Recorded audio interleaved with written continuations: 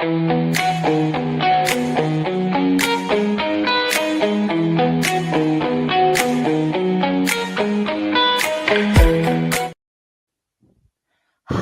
everyone, and welcome to this special live broadcast for Global Intergenerational Week.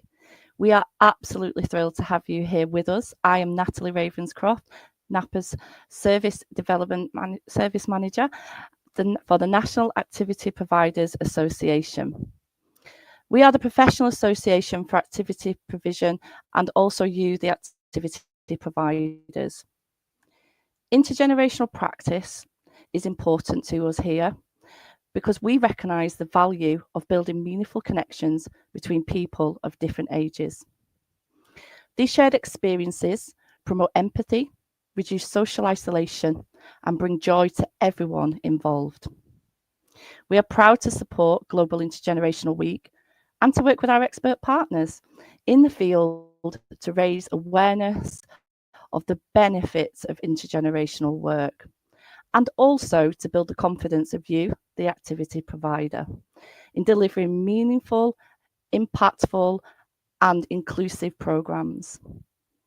We are delighted to share that Celebrating Intergenerational Activities Toolkit is now free for you to download in your celebration of Global Intergenerational Week, which starts tomorrow until the 30th of April. So let us know, are you getting involved?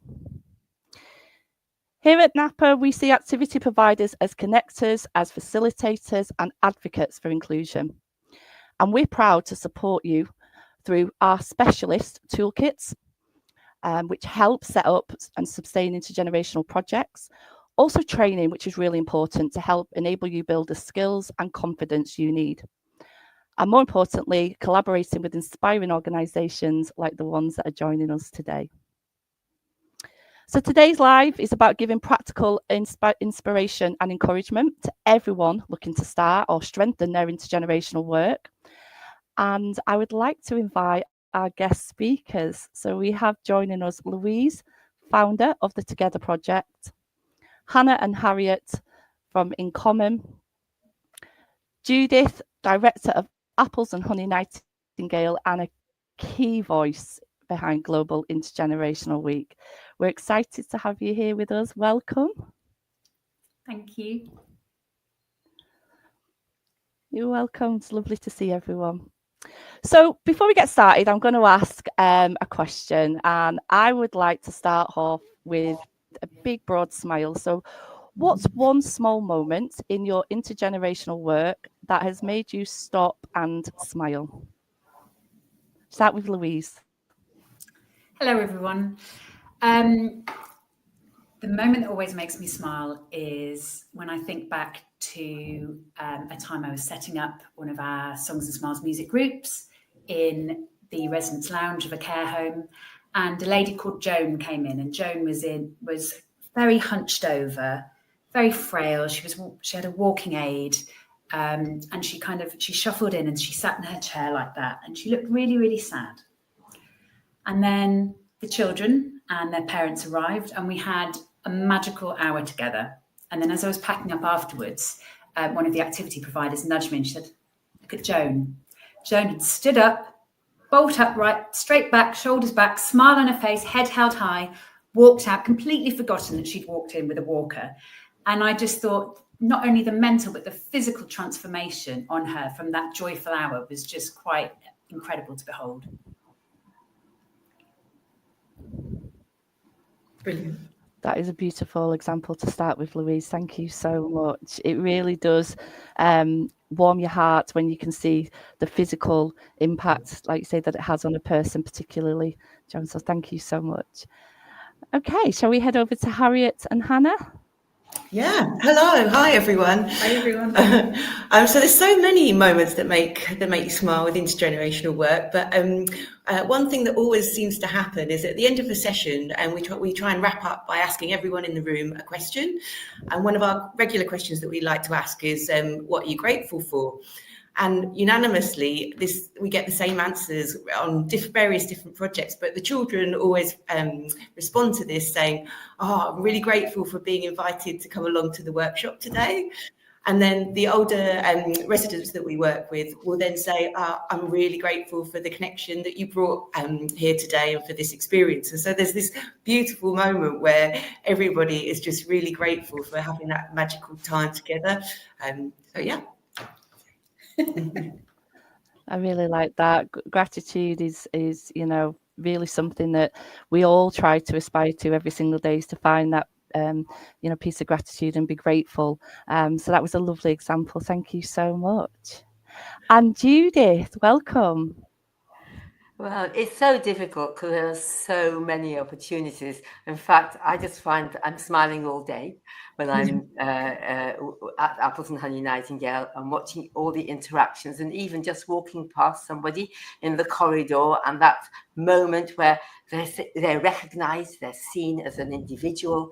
But I wanted to share something that just happened actually this week on Monday, when we had our after school club, because whilst we're a care home, a nursery co-located in a care home, we also have outside friends coming in, and we have an after school club every week that meets with us. It's our Grand Friends Club, and we had a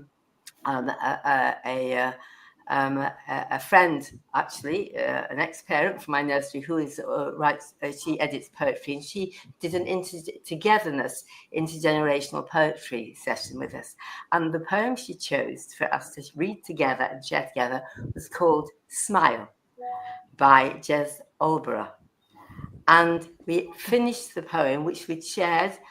Some of our grand friends had read parts of it. The carers like to get involved and also to read with us, to read it. And we ended up by sharing a smile. And as we sat there, everyone turned to their neighbour, and one smile was passed all the way round the circle. And those of our grand friends who had actually you'd not seen that they were engaged, there was often some of them just sitting with their eyes shut, not moving. So every single one gave a smile. And it was just a very beautiful moment. I think that's a perfect way to wrap up that question. I like the word grand friends. I think that's just really lovely to hear that they are our grand friends, but also the fact that you've incorporated poetry with an expression at the end, something as simple as a smile. Storytelling, creative writing, poetry. That was just absolutely lovely. So thank you for sharing that, Judith, and thank you for all of you for starting off, giving us all a big smile. So we'll hear more from our guests individually in a moment. And while they step aside briefly, I want to say how energizing it is to hear such passionate voices working across generations. We know there's a lot of our members across the sector who are currently also working with intergenerational organisations. And it's clear that there's a lot to be proud of. So we want to hear about that. And now we're going to get a chance to delve a little deeper into each of our guests. So we're going to hear first from Louise and take a little bit of time to hear about who the Together Project is, so the organisation, and how they bring different generations together. And another standout moment in a project, a piece of work that you've been working on, Louise, would be nice. So thank you. Welcome again. Thank you. So as our name suggests, we bring people together across different age groups, different living circumstances, different walks of life. And everything that we do is based on the idea of reciprocity. So this isn't about one group going and doing something for another group. It's about people coming together as equals. We have a number of different projects that we run. Some run nationally, some are smaller community-focused ones. A lot of the work that we do is in care homes, not exclusively. We do some community projects as well, but we have two large-scale programs at the moment running nationally with care homes. So one is called Songs and Smiles. So that's the music group that I mentioned earlier. And it is for 0 to 4-year-olds. There's a lovely photo from it there. It's for 0 to 4-year-olds and their parents. I love these pictures. It's beautiful, isn't it? 0 to 4-year-olds, their parents, guardians, and older adults. And it is designed to be the most uplifting, joyful hour of the week. We sing songs, we play games, play instruments, dance with coloured scarves. There's a bubble machine, and really importantly, there's time for a cup of tea, piece of cake, and a chat afterwards. And this is really about the 3 generations coming together, as this photo shows. So it's not just about the children. People often think of intergenerational work just as little ones and older people. But I started up the Together Project when I was a mum on maternity leave and feeling quite lonely and isolated myself and wanted to connect with different people. So the parents who come along to these sessions get as much out of it as the children and the older adults. So that's in, I think we're, just launched our 53rd group. So 53 groups running nationally at the moment every week. Wow. We want to be in 100 care settings by the end of the year. And we have another program called Crafting Connections, which is like a reimagined pen pal scheme through arts and crafts. So children of all ages are each partnered with an older person in a care home. Every month they complete a craft activity on a particular topic and fill out some questions about what they've been up to that week. They can stick in photos, they can send little gifts for each other. And that gets swapped in the post via us. So every month, the children and the older people are receiving post from their friend, and everybody gets a friendship folder to store their partner's artwork. And it's a really great way that people who perhaps can't participate in group activities or, want to get creative, can get involved in intergenerational activities as well. And it can be, we're truly national on that. And it's designed as well so that people, whatever their challenges or capacity, can get involved too. So some older adults complete the activities independently, some do it in a group setting, some do it one-on-one with a carer, some kind of direct the carer, say, I want to use blue there and stick that on there if perhaps they don't have the kind of mobility in their hands to be able to do it. And this is a lovely quote from one of our Crafting Connections members here.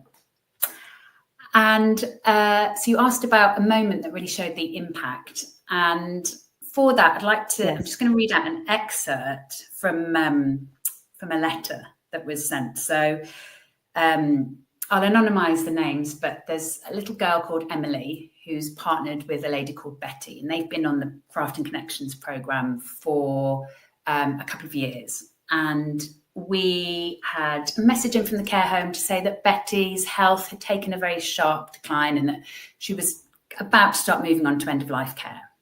And the care home wanted to send a letter to Emily. And I'll just read some of it. It says, "Dear Emily, my name is Sharon and I help look after Betty and help her do all her activities for you. I want you to know how special you are to Betty. Betty loves all of the pictures you draw and loves seeing the pictures of you that you send her. In fact, it isn't just Betty that loves all the things you send. We all do. Betty has kept everything you have ever sent and shows your pictures to all the staff and residents here and talks about you all the time." And then there's some more information and she finishes off with, "I really just wanted to tell you what a difference you've made to Betty's life. Betty doesn't have a lot of family. And when some of our other ladies talk about their grandchildren, Betty always says, I don't have any grandchildren, but I do have a friend called Emily that sends me pictures and notes, which is just as good. Thank you for always making Betty smile." And when we saw that, it just had such a profound impact on me. I know, it's really moving. Please, yeah, I wasn't expected to get emotional. I know, we do this. We do a lot of happy crying at the Together Project. But just the thought that this little girl could transform this lady's last 2 years of her life. So somebody who didn't have much family, didn't have many visitors, suddenly had somebody who wrote to her and cared about her and sent her little gifts. And I just think, what a magical transformation to have on somebody for their last 2 years of life. Yeah, definitely. And there's something in the art of letter writing as well. I think that's a really important message to get across. We do have a training course, online training course coming up around the art of letter writing. So I think, it really does make that individual feel special that someone's took the time to write or create something and then go and post that item, and then the receiving of the item. It's always amazing when I do it with my grandchildren. I'll send them postcards when I go away, so they get it in the post, and it just makes it really exciting. But just sharing that for Betty to feel that she's included in her community with that connection. As you said, not having her own grandchildren, but she does have Emily. That is just a beautiful, and it's, example. I think what's important as well is that Betty's creating those pictures for Emily as well. So this isn't a kind of passive receiving. This is I feel valued as well, and I know that I'm contributing to Emily's life, and Emily's enjoying seeing the pictures that I send her as well. So yeah, as you say, just we don't get nice things in the post anymore, do we? It's just bills and kind of junk mail. So actually, it's quite special. Oh, we get emails while I'm all about tech. I do, as I say, there is something special about letter writing. So thank you for sharing that, Louise. And if you want to find out more about Louise and a Together project, then the information, the links and everything will be in the chat. And it's also on screen. But we'll welcome Louise back shortly. So thank you, Louise, from In Common. Hello. Hello. Hello. I'm just like, we've just been smiling at Louise's wonderful story. Yes, so it kind of distracted me a bit. But we're from England, and we are a charity that brings different generations together, mostly school-aged children, together with their local older neighbours in care homes, supported accommodation, and housing associations. And our activities are designed to particularly tackle sort of ageism and stereotypes around age and aging, and also to tackle isolation and loneliness amongst older people by sort of bringing people together and giving them a chance over an academic year to connect. The social skills that the children get from the older adults are things like empathy and compassion, listening skills, and it really helps with their emotional learning. And with our older adults, they start to feel much more connected with their local community. They see each other on the street or on the bus, and they're like, "Oh, hello," and they recognise each other, and they start to feel less isolated. So it builds a much more age-friendly community for everyone, and it leads to our vision, which is a future where generations come together in a connected and inclusive society. And the work that we're doing, particularly around the care sector, is with our new digital platform called Empower. It's a brilliant platform, isn't it, Harriet? And it sort of supports people across the UK. We're sort of hoping to spread the love and the joy of intergenerational practice across the UK as far as we can. And we support people to connect with their local schools and to set up their own programmes and projects themselves. But I'm going to get Harriet to talk more about that. Yeah, sure. As Hannah said, so we connect groups of young people with their older neighbours in sheltered housing, retirement homes and care homes. The workshops we deliver very much are focused around bringing people together that live in the same neighbourhood. We provide opportunities to find common ground and explore their differences together. So we're really keen on creating these opportunities for connection that didn't exist previously. So I'm going to just hand over back to Hannah just to talk about standout moment for us. So we recently begun a new scheme in Thamesmead in partnership with Age UK Bexley. And the programme involves older people with more complex needs, some of the participants having dementia and being accompanied by their carers.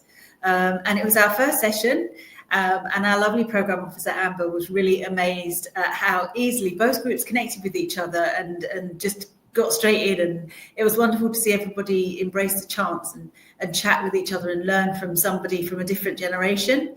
And it was a really reciprocal experience. So not only did the group have a lot of interesting chats, the children also rounded off the workshop with a performance, including Three Witches Scene from Macbeth and a beautifully sung duet. So even though it was the first time both generations were meeting on this session, it was wonderful to see how impactful it was from the beginning. The older people chatted a lot after the workshop about the specific children they'd been talking with and sharing what they'd learned about their new friends. And similarly, after the workshop, Amber received a really lovely email from the teacher at the school expressing how the children had been buzzing buzzing after the session, and were desperate to tell Yes, everyone about what they'd been up to. And they both groups said they were really excited for the next workshop, which is only a few weeks away, so they don't have long to wait. So that it's is amazing. yeah. Yeah, I think that's amazing, Hannah. I mean, it really is when you see, I mean, even young adults, you know, not just younger children, but even young adults, when you see them, there's almost this innocence to how they connect. We really try and focus on engagement and how we engage as an adult to an adult, but it just seems to naturally happen between, you know, younger people and older people, that there just seems to be this almost innocent you know, mithered approach to, you could do all the planning in the world, but that the it just happens naturally, and there's natural relationships that come from that. Yeah, absolutely. You just have to give them the space to be in the same environment with each other, and just sort of stand back and let them just get to know each other and enjoy each other's company. Yeah. Fabulous. Well, thank you so much for that. We'll hear from you shortly, but I'm going to now welcome Judith to the stage. So Judith, please do join us. Hello. Do you want to tell us a little bit more about Apples and Honey? Well, thank you so much for inviting me to share what Apples and Honey Nightingale is and what we're about. I'm also delighted, as you can see, to be co-country lead for Global Intergenerational Week. So please do go to our website and look at the England page, and you'll see all the activities that are open to everyone that people can book into. But there are lots more activities happening locally that won't be on the page, because then you don't have to book into those. You can just contact the local people, the local organisations. But do keep your eyes open and follow everybody. Apples and Honey Nightingale itself is, well, our mission is to bring generations together and to promote the value and the impact and the effectiveness of bringing generations together, of intergenerational practice, of healing for healing our fractured society.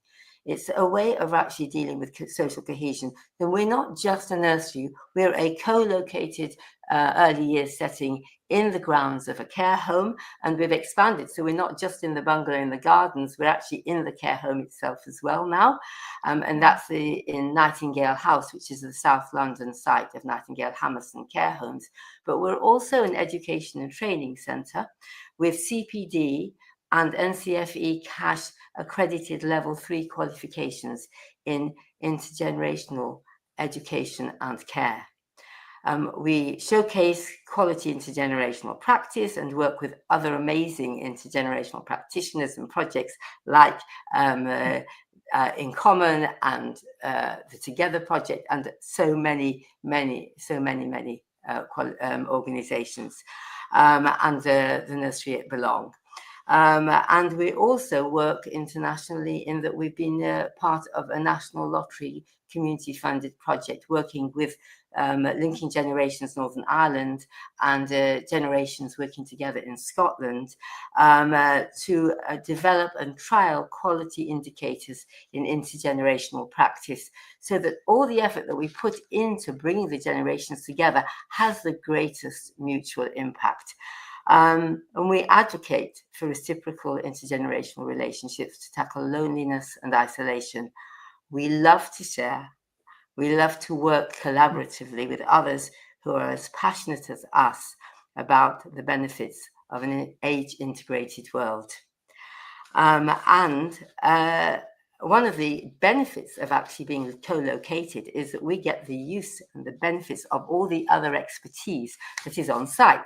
So at Nightingale Hammerson, the care home, they have a resident gardener, and he is absolutely committed to helping the children learn about saving the world, recycling, renewables, gardening, and we're part of the Royal Horticultural Society education scheme. Children are very proud of having reached level, I think they've got their silver level already in Wow. that, and using all the produce that they have been planted in cookery. So we have the benefits of having the not only our own cook, but the care homes chefs as well to support us. There is a therapist department on site, so we can actually work with the OTs and the physios on actually making sure that all the activities we do together are mutually beneficial, maintaining the skills and abilities of the residents, of our grandfriends, at the same time as developing those same skills in our children.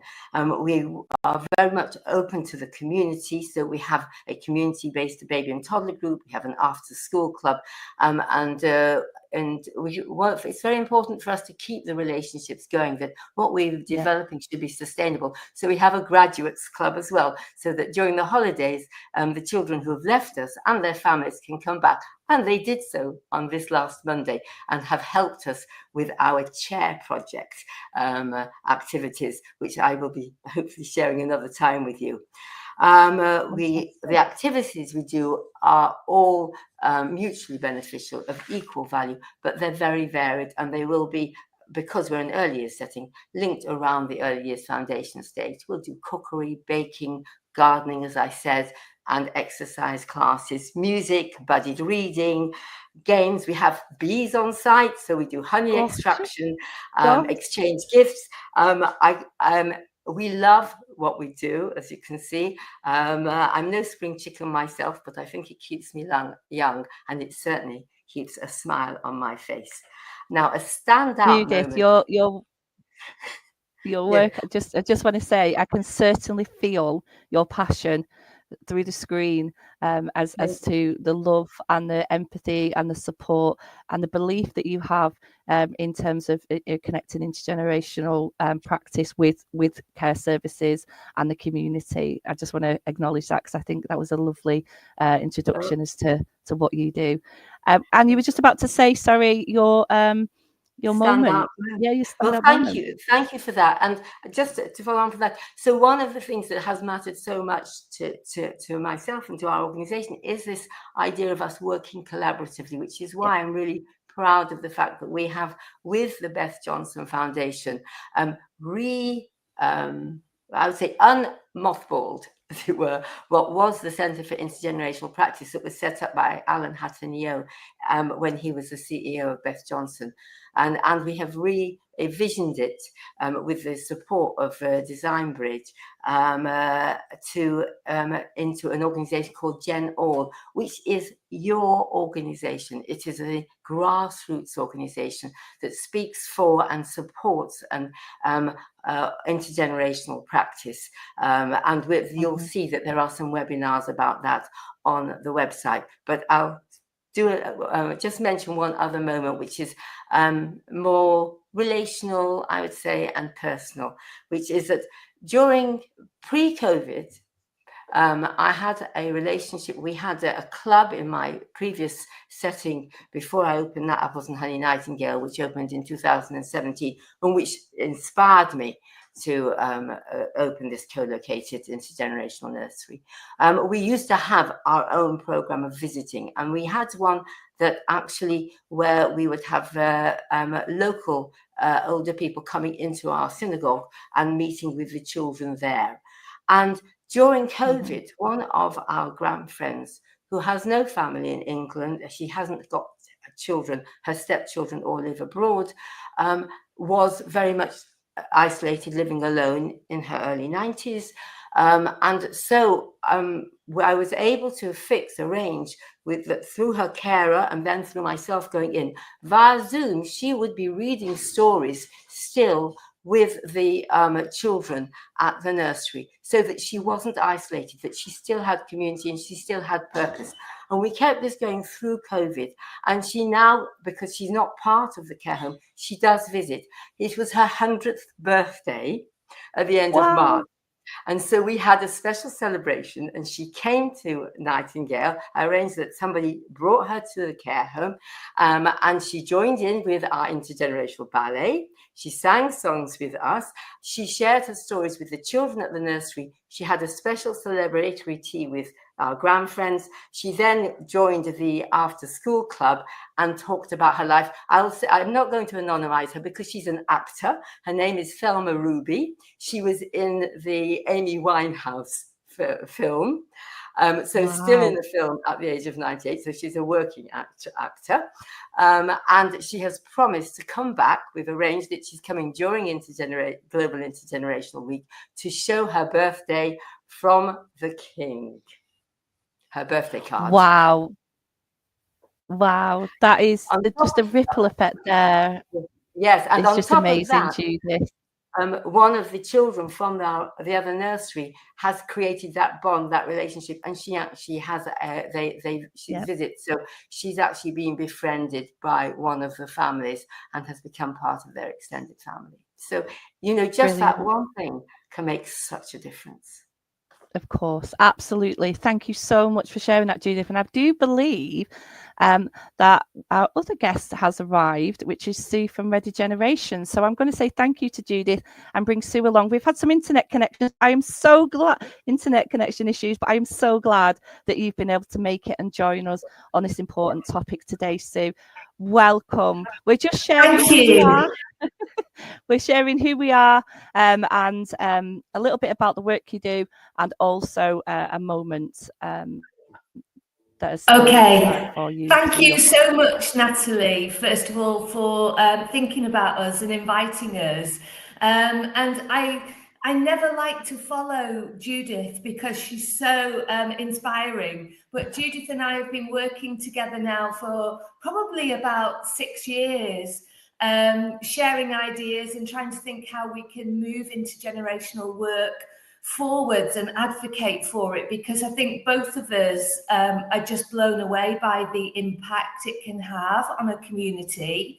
So we, Ready Generations, we run the nursery in Belong, and many of your colleagues on this recording will know of Belong Care Villages. So our nursery is in their latest care village, which is in Chester. And we've been there now for nearly 3 years. It'll be 3 years in July, which has just gone by in a whirl, really. And we actually run a curriculum with our older people, our grandfriends, called the Mirrored Learning and Care Framework. So the older people that wish to take part actually take part in quite structured learning activities, as well as spontaneous things. So I tend to think of us now as a tribe or a massive family. So when parents ask what it's like for the children to be in an intergenerational nursery in a care village, I say it's like going to your grandma and granddad's for the day. You know, we kind of follow the children's lead, and we follow the lead of the older people in terms of what they want to do. But we are what's called, we follow a Froebel principle. So Froebel, many people have heard of Montessori nurseries. Yep. But Froebel came before Montessori, so he was around in kind of the 1830s, and he just watched loads of people and then came up with these ideas about how we behave as humans together.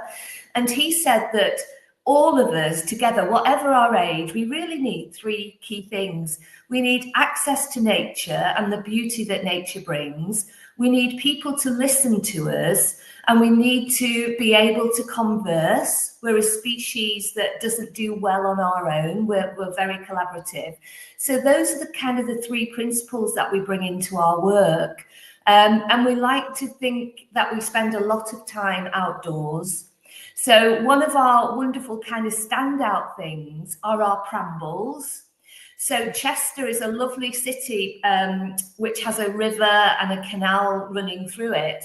And we've got one of those gorgeous big buses that can hold 6 babies in it. And we go on prambles, which is a cross between a pram push and a ramble, because one of our older friends was a rambler and they came up with this idea of cramble. So probably every other day we go out along the canal, everybody, every kind of ability goes, and we've got to be quite famous in the city of Chester, because whenever people see us, we're such a strange combination of all ages and stages that people just go, who are you and what are you doing? So, you know, it means that marketing is really cheap because, you know, we've got our own marketeers, but the person that leads or pushes the big pram. I do know of you. I do know of it. Well, it can be quite heavy, the big pram. So one of our older residents, a man pushes the pram, and he collects duck's feathers. He's got loads of feathers in his cap, and he has become famous in Chester as the feathered cap man that pushes the big pram. So, you know, those things are just so heartwarming to me. And I think Judith said that when she said, you know, why she carries on doing this. It's because there has not been a day in those 3 years that I have not either laughed out loud at something that's happened or cried in terms of deep compassion for the things I've seen happen between children and older people. And I guess my standout moment, there are way too many for them. We started writing them out at first as magic moments. So we wrote them out to try and save them. And then there were so many that we gave up trying. So we don't have magic moments written down now. But just last week, one of our residents that comes and sits in the nursery with us every afternoon, we had a baby who was just about to walk and, you know, was doing that kind of surfing round the furniture. And he put out his hands to her and she walked to him. And it was just, he was all over the village after that, telling everybody that he'd helped this baby to walk, which he had. But that gentleness of the relationship between an older person and a child is just, it's a privilege to see that and to be part of that. So, you know, I would encourage anybody to have a go at this because it's just joyous. Wow, that is just a lovely story to end on. And when I say that I do know of the Prambles, it's because I don't live far from Chester, and they have, I can reaffirm what Sue said, they are very famous in terms of being seen in and about Chester. But I've also I've had the pleasure of visiting the nursery in the village, and it is a great concept. So thank you so much for sharing. There's so many magical moments today that I think we could just do a whole conversation on the impact that we've seen through intergenerational practice. Thank you so much. Now, I'm going to welcome everyone back to the stage. Thank you all so much for sharing your organisations and what projects you're involved in. But I think it's really important that we ask a couple of questions. So quickly, if we can just think about, for activity providers who are watching, give me one good step that they could do to start intergenerational links within their community. I'll start with Louise. I would say think about what is around you in your community, like who are the different groups and what are the different activities that you could tap into. You know, I know of a group of knitters, so women in their 30s and 40s who were started up a knitting club, and some of them have got their babies with them, and they actually moved it into a local care home because there were lots of people there who had been knitting for years and years and could teach them. And so it became a sociable activity. It was the 3 generations together, and the care home just provided that link and that space for it to all happen naturally. So be creative, see what's already in existence and who you can link up with. Thank you, Louise. I will go to Harriet and Hannah. Great. So I guess where we usually start is that we try and set up a coffee morning. So we go with a view to kind of talking to the older neighbours first, to kind of explain what we do, find out a bit more about their interests, so that we can use that information to kind of start co-designing activities together. So it's really a chance for a bit of a free-flowing conversation about interests and things to kind of get started. Then after that, we normally locate a school, normally within about 15 minutes of the venue that we're working with, and kind of invite the teacher to come and kind of have meet the residents as well, and kind of meet with the scheme manager or activity provider, and just kind of assess kind of, you know, whether there might be any issues coming up or any kind of safeguarding expectations from both sides. And then normally we kind of recommend that the teachers brief the children before they visit, so to give them a bit of some examples of good behaviour in that particular setting and what that might look like, but also to explore conditions or equipment that they might sort of see when kind of coming along to the workshops, and just build a bit of an awareness around that. So I'd say that was probably our tips. Brilliant. Those are quite a lot, but very important tips as well, you know, really thinking about the practical side of things. So thank you so much. I'm going to come to Sue next. I think looking at it from the activity person's point of view. So I think it's always good for older people to ask for children's help. So just to pick up on something that Louise said around the knitting, we had lots of knitters and, lots of dollies in the nursery sort of thing. So the children did ask the older people to knit new clothes for the dollies. But equally, it could be turned the other way around, and the older people could say, we've got lots of knitters here. Is there any knitting that you need doing for your dollies in nurseries locally or whatever? But another thing is, particularly with primary age children who are a little bit perhaps more able to do things themselves rather than needing a lot of guidance. But again, the nature, the garden is always such a great connector. So for older people to say, look, the leaves are coming down, we're really struggling to brush them all up. Can you come in and help us? Because, there's nothing better than a child that feels that they're helping. And I think that's really important in building the relationships and also tackling this issue of ageism so that children do get to see and understand what older people are still able to do and what they may need a bit more help with. So I'll just give you one last example because I know time's short. But we had an older gentleman who collected penguins, and he was not real ones, wooden ones, clay ones, china ones. He had a collection of penguins. It was incredible. And he was desperate to share his penguins. And we just said, look, we were reading Pingu, the little children's book about a penguin. We said, what a coincidence, bring your penguins to nursery. And about 6 carrier bags later, all these penguins arrived in nursery. And I'm not joking, the learning that came from his collection of penguins for those children, because he told the stories, where they come from, who gave it to him, where he bought it, what it was made of. So it did all of our kind of science, geography, everything was done by one man and his 6 carrier bags of penguins. So just look at the strengths that your older people have got and let them show off, let them show off. It's just amazing that they're amazing teachers. I wish I'd have been there for that. I absolutely love penguins.